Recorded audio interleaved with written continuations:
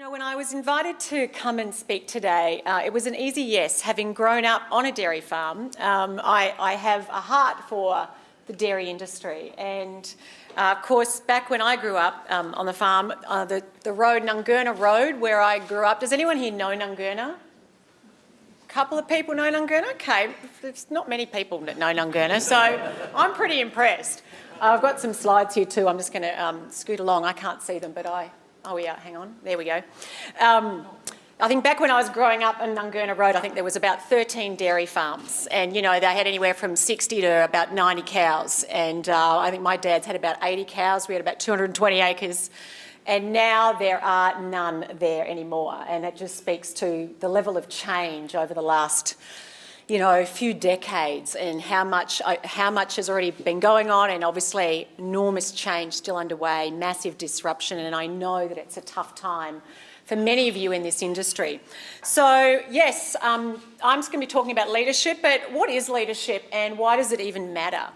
You know, at the core of all positive change in the world, I believe, on every scale, in every realm, in every industry, we require leadership. And, you know, what does leadership even mean? Often we think of people as leadership, it's a position, they're important people, they have formal authority, positional power. But I have a different take on leadership, and certainly over the course of even the last 50 years, there's a different style of leadership today. Once upon a time, it was that command and control, and you're the boss and people do what you say, and if you don't, you're out. These days, people talk much more about transformational leadership and authentic leadership. And so I come at leadership from the angle that every one of us has the ability to impact positive change, regardless of our position, regardless of our formal authority, regardless of our title or our age. And of course, all of you are in positions of leadership. That's why you're here. But I'd like you, just as I kind of share some thoughts with you today, and a few stories and some ideas to think about, what is it that you could do more of, and where could you step more into what I call your power as a leader, your ability to impact positive change. And at the core, at the heart, I believe, of leadership is the ability to affect positive change. And so what does that take? So firstly, this is me growing up. I just want to start here. This is me on the farm with my big brother Frank. As you can see, my mother dressed us up a lot, and we had a pretty feral little childhood. I share got a couple of photos with you because when I was growing up on a farm up in Nungurna, my horizon didn't extend much beyond the back paddock, really. And there's my dad, Frank, and I, and growing up, my dad had milked cows for 47 years, left school at 16, milked cows for a long time, still lives in Nungurna, no longer milking cows. My brother lives on the farm now, has some beef and works at the local council in Bairnsdale. But, I remember Dad saying, Margaret Mary, I see great things for you. And I was like, do you, Dad? He goes, yeah, you're a capable young woman. I was the big sister of 7. He said, I see you doing great things. And I was thinking Margaret Thatcher, Princess Diana, Meryl Streep. And he said, yep, I see you being Mother Margaret Mary, in charge of a convent. Now, we were Catholic, 7 kids. That's my brother Frank. He was Francis. A few years ago, I came across this photo, and I realised that Dad started early in trying to groom me towards what he felt would be a great vocation for me. We didn't have disposables. We only had cloth nappies, and that was clearly what he was hoping for. It wasn't what I was after myself. Didn't actually have much appeal to me. I actually wanted to be Jan Event when I was about 13 or 14, and I said to Mum and Dad, I really want to be like Jan Event. I know you all know who Jan Event is, don't you? Yes, we're of the right genre age group here. And Mum said, darling, you can't be a journalist. You don't read the paper enough. You don't know what's going on in the world. And I was like, oh, really? And we didn't talk a lot of politics. We didn't read a lot of books. And the only paper we got was the Weekly Times and the Advocate.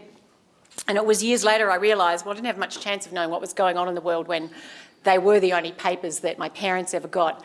But I share these couple of photos with you because over the last, I left home at 18 to move to Melbourne to go to university, and at the time was the first person in my family to go to uni. because everything that I've done that's been worthwhile has required an element of courage. And I think that at the heart of your ability to lead the change and to adapt to the environment and find opportunity in what they call a very VUCA world of volatility and uncertainty and complexity and ambiguity, it's going to require courage. And courage starts from really the inside out. What is it that you could be doing more to lead yourselves on a daily basis? I think the first job of leadership is self-leadership. And so often, we look out and go, well, what is it I want to change out here? But taking time and going, well, what is it that I need to be doing? And, a person, any human being's ability to affect change externally really starts with how well they're actually looking at themselves and going, what is it that I need to tend to myself here? And so as you think about the people that you're interacting with on a daily basis and your ability to get people to think bigger, John Quincy Adams, one of the first presidents of the United States, he said, if your actions inspire others to learn more, to dream more, to do more, or to become more, you are a leader. And we don't lead. We like to think we lead by virtue of everything we do, but actually you lead by virtue of who you are. Your ability to connect with other people, to get them to think bigger, to make it safe for people to share ideas, to build trust, to really tap into the potential of others, to build the collaboration, to get the ingenuity. All of that really comes from how you show up and how you connect. And sometimes our fear of losing face, our fear of making a fool of ourselves, our fear of making a mistake, of not having what it takes gets in the way, or even just protecting our identity for others gets in the way of us connecting with other people in that way. I think leadership really happens at 3 levels. At the core level is where I think you have to listen from, and that is dealing with what is. Right now, I'm sure you are very aware of the state of play within the dairy industry, what it means for you, the challenges that you face on multiple different fronts. And you have to be aware of that in order to be effective. And good leaders listen from that level. They take time to try and understand what's going on for those around them. And that's listening for both what's being said, but also for what's not being said. Often it's what is not being said that has as much value and importance as what is being said. And so for all of you, as you talk to people that you're working with, working for perhaps, needing to get on board, being really present to what's going on for them. What are their concerns? What are their fears? What keeps them awake at night? What is it that they really want? Because when we listen from that level, it allows us to kind of get a better understanding of how we can collaborate more, how we can build trust. The next level is really, what's the future that's rolling out ahead of us? Now, I know that there's a lot of work being done right now to predict, like, what's it going to look like? What is it going to look like 1 year from now, 2 years from now, 5 years from now? That's the default future. That's what's probable if you keep going on with the way things have been before. But really, to create the change and to be able to find the opportunity in the changes that are afoot comes up with what's the invented future we want to create. So you may manage from a default future. We've got to deal with probabilities, we've got to deal with our estimates. But what is the invented future that you could create?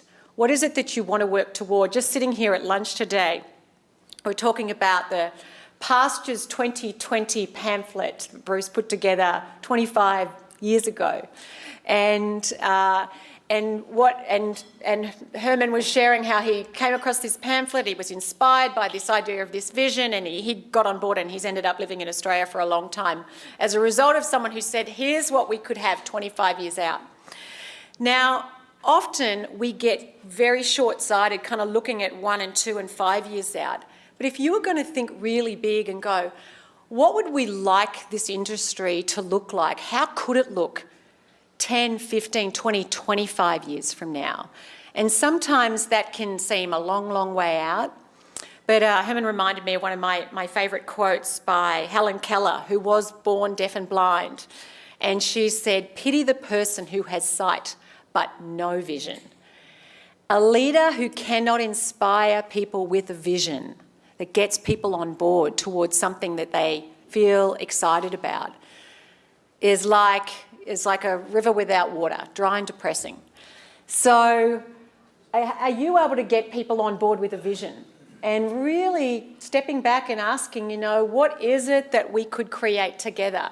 And what I know is that within this room is incredible wealth and breadth and depth of ingenuity and passion and commitment.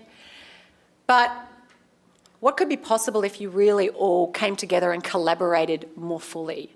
What would that take? What is an invented future that you could come up with? Because often we get caught just going through the motions of just dealing with what's immediately in front of us versus going, yeah, but what is it we would love to create?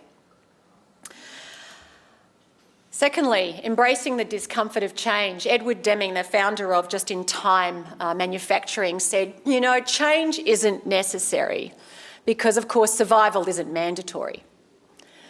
But if you want to survive, then you've got to get ahead of change, not just be embracing of change, but be proactive in the face of change. And so that means sometimes stepping back and really challenging some of the assumptions and the paradigms that you're operating under. I have lived in and out of Australia now for much of the last 20 years, and I remember I moved back here in 2012 after about 17 years away. And we moved Bayside in Melbourne, and the first time I went to go to the airport to fly out, I went the way I used to go, which was up Kingsway and past the Victoria Market. And of course someone said, well, why don't you go the Balti Bridge? And I was like, I haven't figured out how to get onto it. I know, it's embarrassing to even admit that. But the point is my mental maps of how to get from point A to point B were really outdated. There was no Balti Bridge the previous time I'd lived in Melbourne. There was no Deming Tunnel. And I had to upgrade my mental maps to get from point A to point B in a much smarter way. And likewise, all of us have a set of mental maps about how to get from point A to how to get to point B. And they're based on assumptions and beliefs and past experiences and your own stories about what can and can't be done, your own biases, and we've all got biases. If you think you don't have biases, you're biased. So we are wired to always look for evidence that supports our way of seeing things, and likewise, we're wired to defend our way of seeing things, to go, yeah, no, that won't work. And so getting comfortable with challenging how you see things and being willing to sometimes to take little mini experiments and try things and take risks even though you're not sure if it's going to work. I learned how to do this growing up. This is me, the girl on the left in the was my ABBA T-shirt. Growing up on the farm at my 10th birthday, I'd pleaded with my dad, can I have a horse? And Dad got me this horse called Robbie. And I got out there every day and I rode Robbie.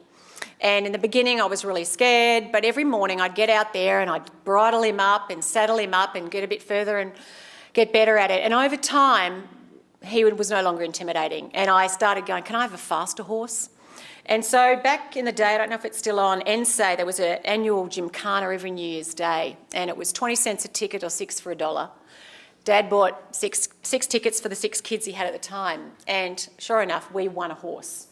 And he was kind of wild out of the snowy mountains, smoky, and he arrived, he was just 0 to 100 in, 5 seconds flat. And I had to dial up my courage all again to learn to ride this crazy mixed breed mongrel Brumby thing. And I was a pretty rough rider, but I actually did manage to learn to ride Smokey.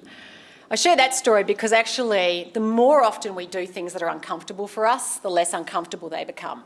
But if we only ever do what's comfortable, if we only ever stick with what's familiar, where we know we can't fail and we can't fall off and we can't fall short, we actually never learn, we don't discover, we don't build our muscles for life, and we certainly don't build our ability to lead change and inspire others.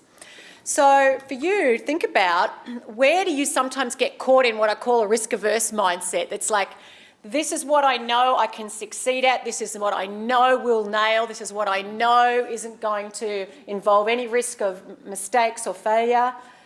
And, people who operate from this mindset, they're very controlling often, but they also don't get the value of of the learning you get from experimenting, from little micro experiments.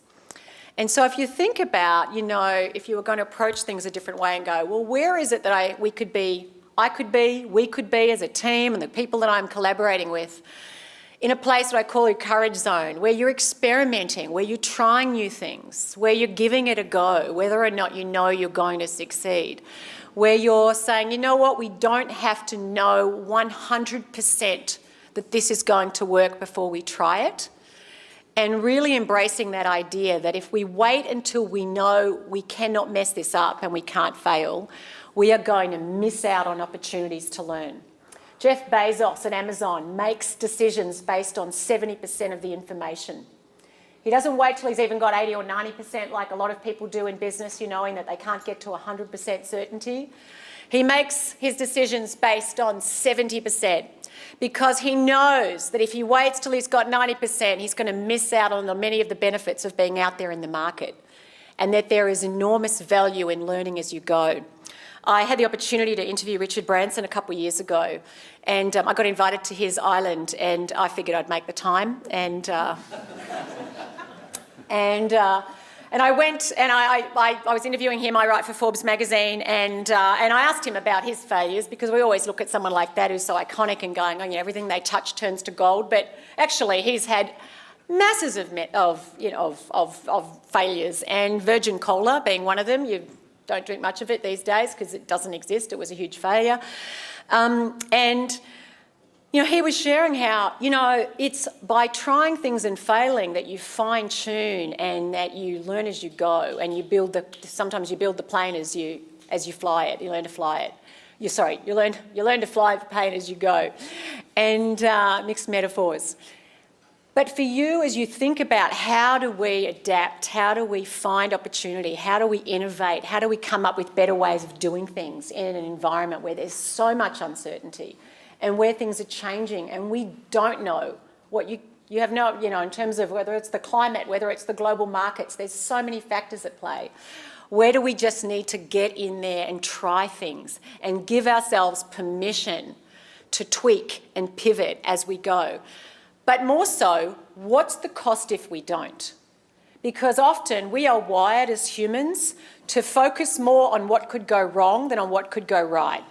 Potential losses in our brains are twice as sensitive to potential losses as they are to potential gains.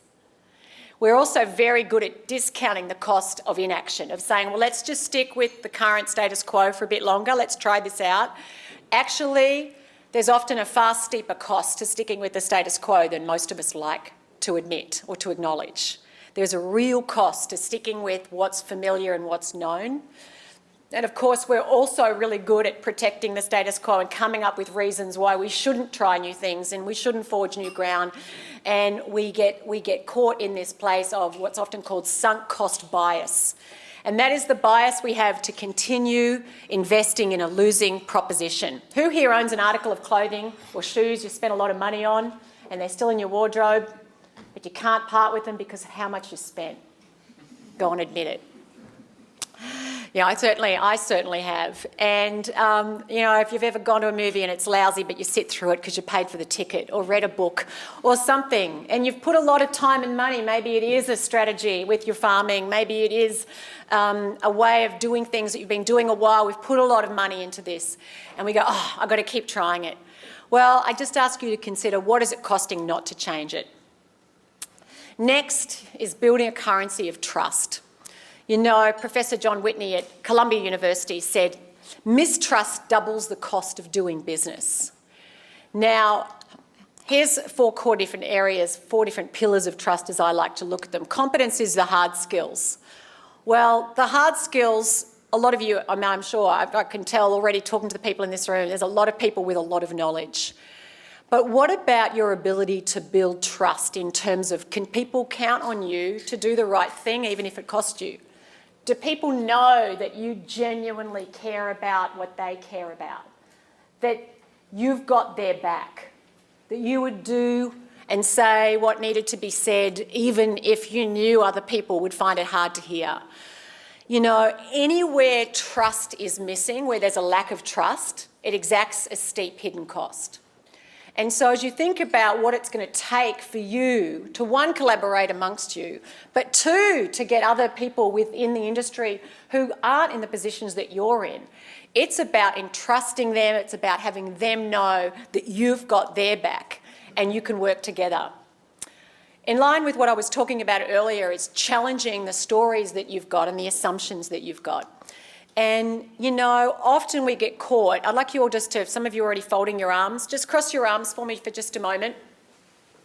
We get caught, yes, cross your arms. Now I want you to look at the people at your table, uncross them and recross them the opposite way.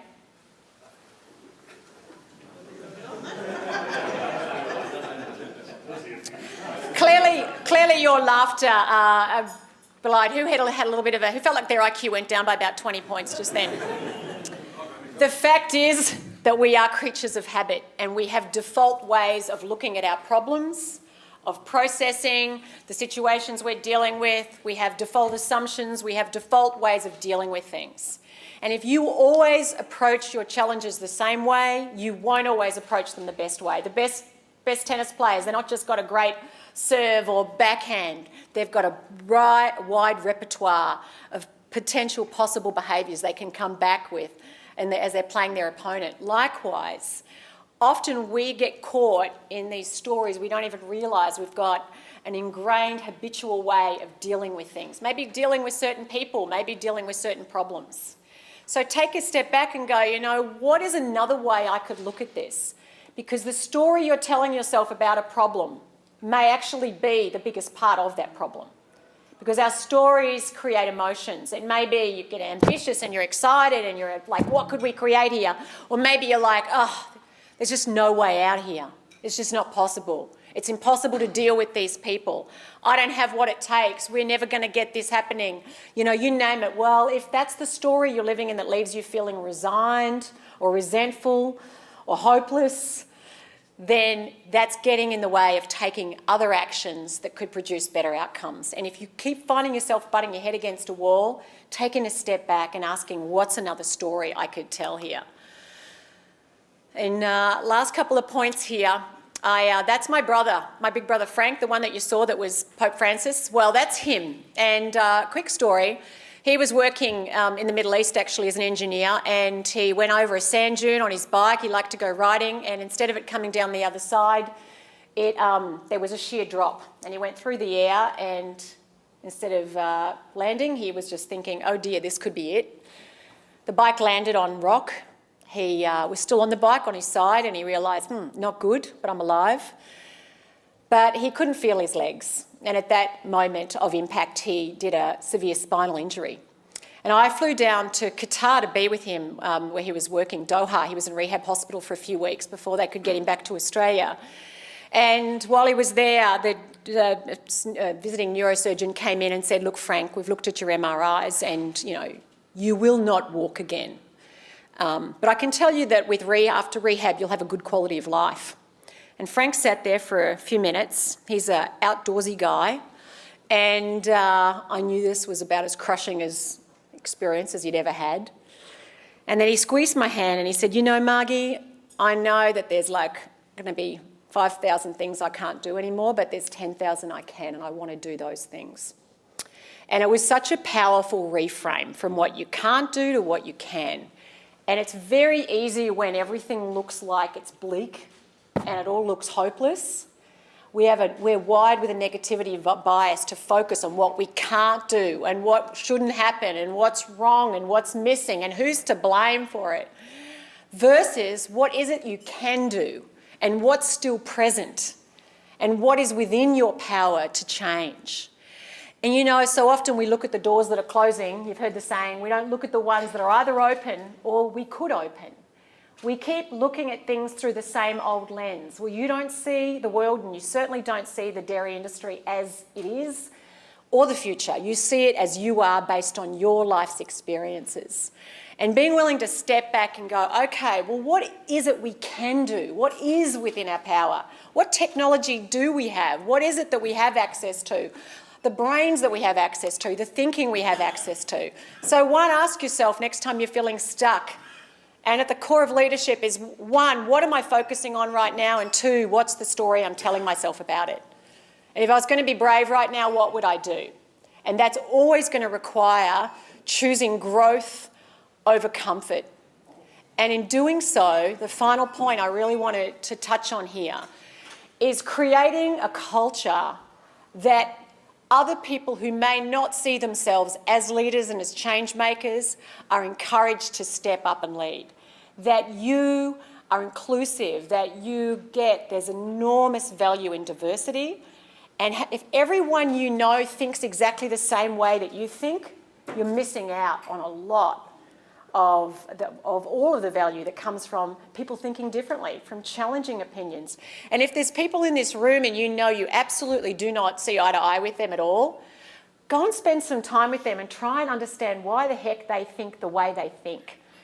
Make it safe for others to share and push back and challenge, because the best solutions don't come from everybody thinking alike. They come from people having that sense of safety where they can speak up and where they can challenge, and together you come up with better ideas.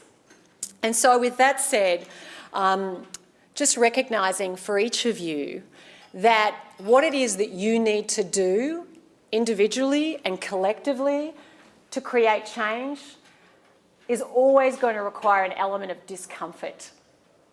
It's always going to require you laying sometimes your pride on the line, or your sense of security on the line, or your vulnerability on the line, and trying things where there isn't a guarantee you'll succeed, where you may at times get it wrong. But knowing that, you know, as human beings, as a species, we are well and truly, we have everything it takes to solve the big pressing problems, and you in this room, you are leaders at coming up with solutions that you haven't thought of yet. But there is a lot of change afoot, and in order for you to be able to figure out how do we find the opportunity in this change, Napoleon Hill once said, in every adversity lays the seed of an equal or greater benefit. But don't get caught focusing on the doors that are closing or the doors that have closed, being stuck in what I call a narrow-minded with blinkers on, going, well, it has to be this way, when actually there's a massive horizon of possibilities, probably beyond what you can see. And having left home and left the horizon of the back paddock many years ago, the more I stepped out of my comfort zone and went off and ventured on to places around the world that I hadn't been, the more I realised how much I didn't know and how much more there is to know. And so I just encourage all of you to really step into a place of curiosity, of being willing to unlearn what you think you know so that you can be open to new ideas and learning what it is you need to know. Thank you.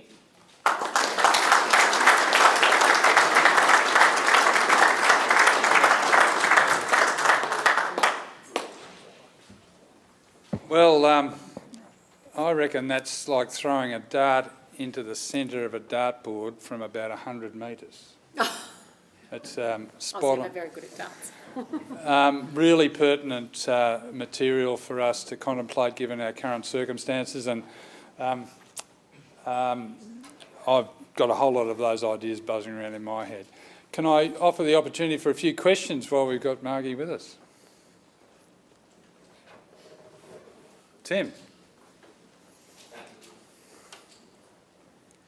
Thanks, Margie, that was great. If I look at dairy and agriculture, it's quite a traditional industry. I think if you look at that compared to some other industries such as, I don't know, technology or some of these startup, not necessarily industries, but businesses within industries. The leadership cultures, the leadership styles are quite traditional versus, say, modern. And I think you touch on how we can get from one to the other, and they've both got strengths. But do you have an example of where, say, a traditional industry can change, because there's so much inherent culture in the leadership style, how you can change from that to some of these more maybe modern leadership styles that go from that risk zone to that courage zone that you mentioned in talk? Honestly, I can't think of another industry that's coming to mind, but having grown up obviously in the culture of, small dairy farming industry, I do appreciate the level of sometimes that multicultural and the mindset that can come. Sometimes it's a fixed mindset where it's not necessarily open to whole new ideas and ways of approaching things. And I think that can happen not just in different industries, but in different places and geographies And I've lived a lot around the world, and I live in different places, and sometimes there's people I lived in America for 11 years, and when I got there, I came up a massively different culture when it came to just trying things and being willing to fail at it. It was like, oh, your fee went bankrupt? Yeah, me too. It was like badge of honour. And so I do think, and actually even in Australia, like the tall poppy syndrome sort of culture where it's like, oh, don't try, get too big, stick your head up too high or you'll be knocked down. I think that can sometimes get in the way of people going, well, why don't we try this and why don't we do it differently? And that's where change has to come from within. And I think that's why it's incumbent on you as leaders, as role models, setting the example. I think if leaders are really like emotional barometers, people looking to you to go, how do we deal with this? And I think that's where making sure that you are embodying the optimism. We don't know the answer to this yet, we haven't figured it out, but there's a way, and together we're going to figure it out. So yeah, sorry I can't come up with a specific one, but I do think that how you show up and others are looking to you has a massive impact because emotions are contagious. Optimism is contagious, but so is fear. I'm looking around for other questions. There, Paul.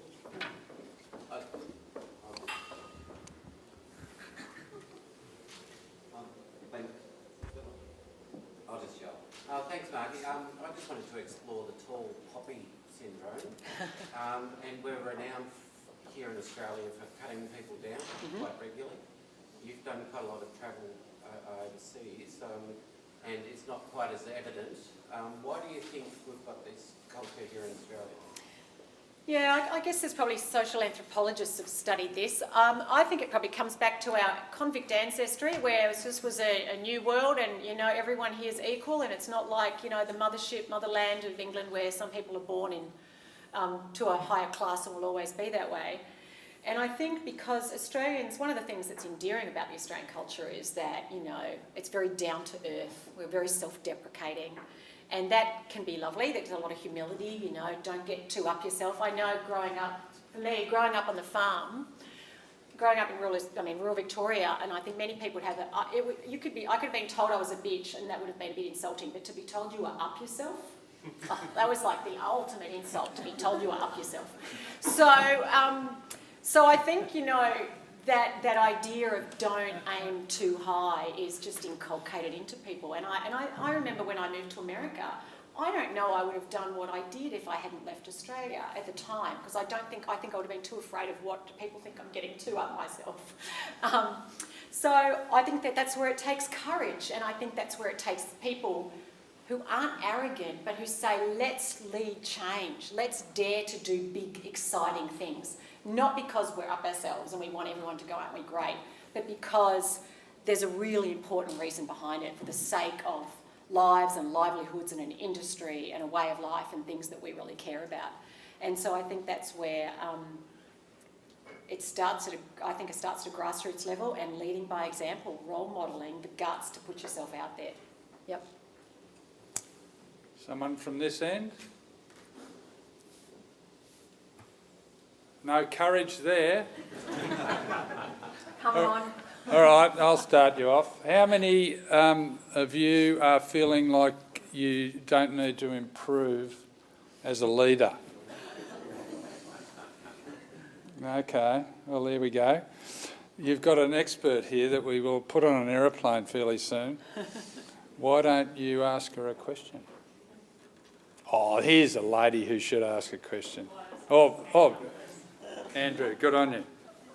Margie, you wrote in Forbes magazine, thank you, pursue a cause greater than yourself is the art of true leadership. Could you just reflect on that a little more? Yeah.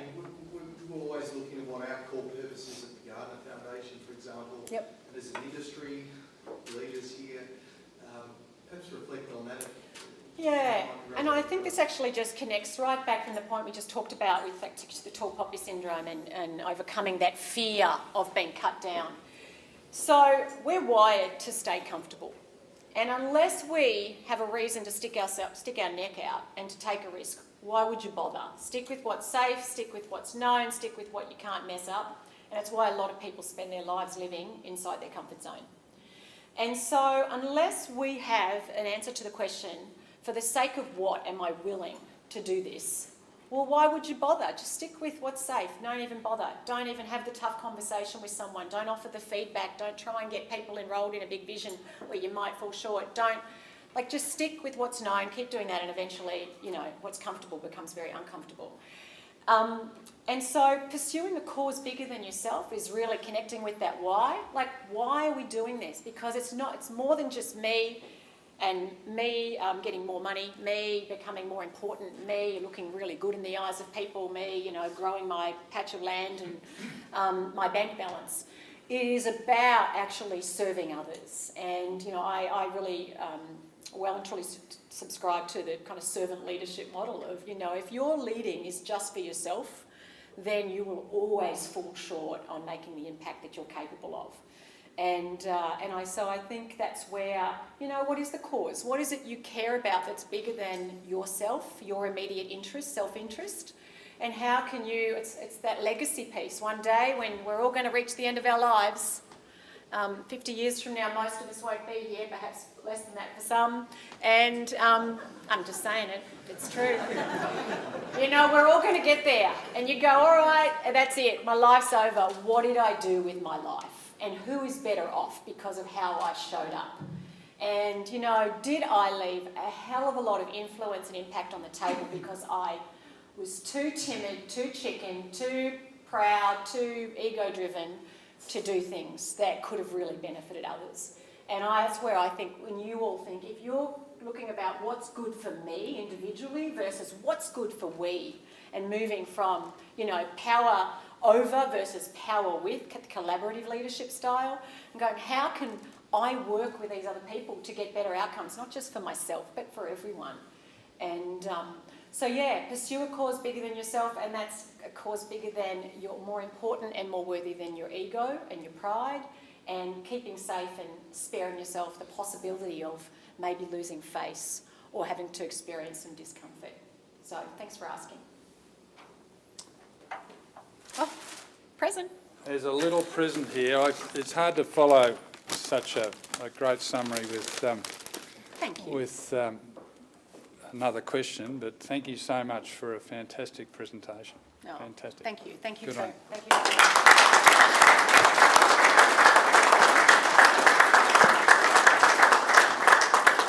My head's spinning with the thoughts that have been stimulated by that presentation, and I'll perhaps finish up before thanking everyone. We have an industry in need. This room has many of the leaders that the industry has to bring to bear. We've put in a pretty good effort, but I suspect that the effort that we need now is greater, and the teamwork we need is greater. The conviction we need to follow that with is going to be greater too. I think we can, I know the colleagues I've been working with think we can help turn this industry round for the greater good.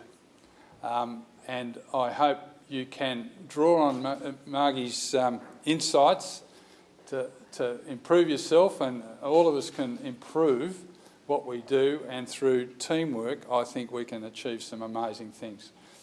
Thank you very much for being with us. It's a great joy to work with you.